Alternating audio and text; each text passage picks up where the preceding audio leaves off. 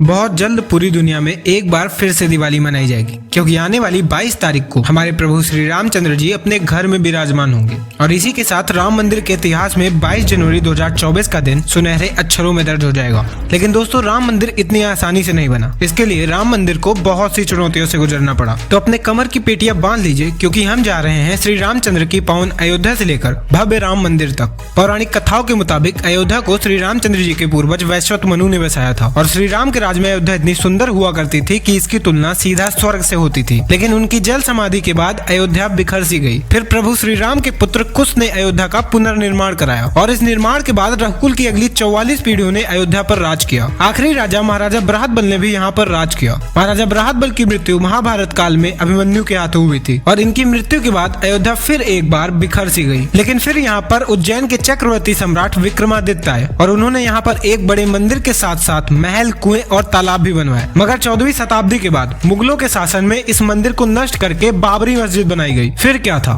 सदियों तक कॉन्फ्लिक्ट्स होते रहे। उसके बाद 23 दिसंबर 1949 के दिन बाबरी मस्जिद में प्रभु श्री राम की मूर्ति पाई गई, और फिर एक बड़े दंगे के डर से सरकार ने इस विवादित जगह पर ताला लगा दिया। उसके बाद 1986 तक दोनों पक्षों की तरफ से फैजाबाद कोर्ट में लगातार याचिकाएं पड़ती रही, और फिर 1 फरवरी 1986 को फैजाबाद के डिस्ट्रिक्ट जज के.एम. पांडे ने हिंदुओं के पक्ष में अपना फैसला सुनाया। उन्होंने हिंदुओं को पूजा करने की इजाजत देते हुए उस विवादित जगह से ताला हटाने का आदेश सुनाया। फिर 6 दिसंबर 1992 को वीएचपी और शिवसेना समेत दूसरे संगठनों के लाखों कार्य सेवकों ने उस विवादित ढांचे को गिरा दिया। फिर साल 2010 में इलाहाबाद हाई कोर्ट ने दोनों पक्षों के हक में अपना फैसला सुनाया। लेकिन अगले ही साल यानी 2011 में सुप्रीम कोर्ट ने उस फैसले को खारिज कर दिया। फिर 8 मार्च 2019 को इस मामले को सुप्रीम कोर्ट में मीडिएशन के लिए भेजा गया, और 1 अगस्त 2019 को मीडिएशन पैनल ने अपनी रिपोर्ट दे दी। लेकिन वो भी इस मामले को सुलझा नहीं पाए। फिर 6 अगस्त 2019 से सुप्रीम कोर्ट में इस मामले की रोजाना सुनवाई शुरू हुई, और 16 अक्टूबर 2019 को इस मामले की सुनवाई पूरी हो गई। लेकिन कुछ सिक्योरिटी रीजंस की वजह से फैसले को रिजर्व रखा गया, और फिर फाइनली 9 नवंबर 2019 को सुप्रीम कोर्ट ने सभी की सहमति से अपना फैसला सुनाया। तो कुछ इस तरह से इतनी चुनौतियों के बाद राम मंदिर बनने का फैसला आया, और 22 जनवरी 2024 के दिन श्री रामचंद्र की प्राण प्रतिष्ठा होनी है। तो कमेंट बॉक्स को जय श्री राम से खचाखच भर देना, और फिर मिलते हैं एक नई वीडियो और नए जोश के साथ में। तब तक के लिए जय श्री राम।